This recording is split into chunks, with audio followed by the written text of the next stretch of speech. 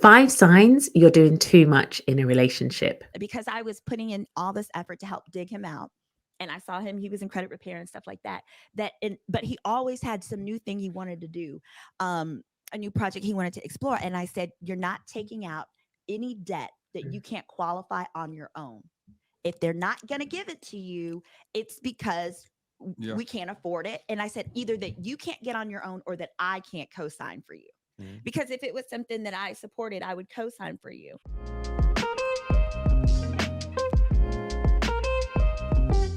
Anything that you're willing to start to co-sign on behalf of your partner for is sometimes a good sign that you might be doing too much too soon, especially if you know your partner consistently mismanages his money. One of the first signs that you're doing too much in a relationship is when you try to fix and rescue your man and his financial mess. Being willing to start to co-sign for loans, maybe houses, cars. Now, it's very different once you get married and you've made that decision to legally commit to this person and, become one. But before you make that decision and commitment, I think it's real dodgy ground in some cases where you can end up doing too much in a relationship and take on too much either financial burden or just the emotional stress. The second sign you're doing too much in a relationship is when you start to be overly accommodating to the point that actually what you want and what you need is starting to be neglected. It's just starting to be put to the wayside. There's not a balance to, okay, your needs and his needs being met.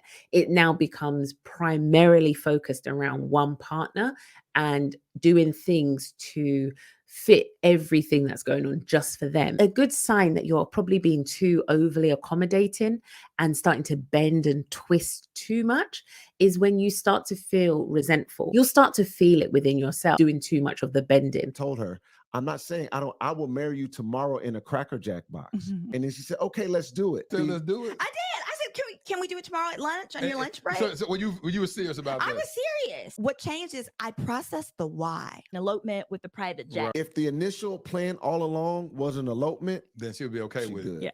But she doesn't want to have to as a result of not being able to do mismanagement. It. Right. So because what I did was my part and my parents did their part. Right. So I feel like it's almost like an unfair reward. Now, the third sign I want to talk about is where you are ignoring blatant red flags. It's a real clear sign that you're either doing too much and willing to ignore too much. So you said you would be willing to marry him after he told you what this financial situation was.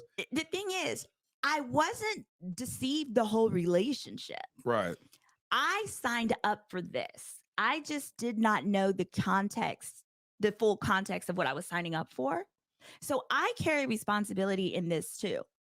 I let it go for this long. I was not asking very specific questions. Like in that last week, I asked him, how much money do you actually make? Like that probably could have been asked a lot earlier. I really do think it's really positive to see both of them really holding their hands up and being an example of how to be accountable for the choices we make. To ignore things is also where we have to also take accountability. This leads into my fourth sign. Because I wasn't worth saving $1,000 a month over the course of the year. It was not a priority. We know that's not true, but sometimes when you're in these situations and relationships where you're giving so much and you already have potentially a core belief of maybe growing up as a child and never feeling good enough, you can end up in a scenario whereby you actually carry that over into your actual adult relationship. Now you're trying to always win your partner's love. You're trying to always do too much almost to make sure that one, you never have that feeling of not feeling good enough. And, this is again why therapy is so important. And I love the fact that they're both describing and talking about themselves going to therapy, because these are the issues that you have to go and work through so that when it comes to your marriage, you understand where some of your behaviors are coming from, what's driving your behavior to do so much in the relationship, and start working on it.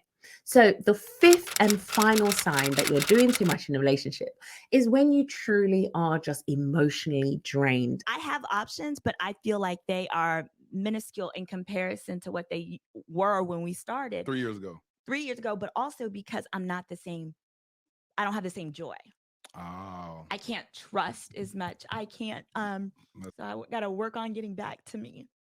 because I deserve that happiness too. Just that glow that I used to have, because I had so much trust. I think I don't trust myself. You don't trust your decision My making decision process. making. What can happen is when you're doing too much, what you start to find is you're depleted in so many areas, like your finances, like your emotions, like your mind, your psychological well-being is even being affected. So I hope you've enjoyed these 5 signs that you're doing too much in a relationship, and I look forward to seeing you in the next video. Please make sure to hit like, subscribe, and of course, share in the comments below another sign of you or someone doing too much in a relationship.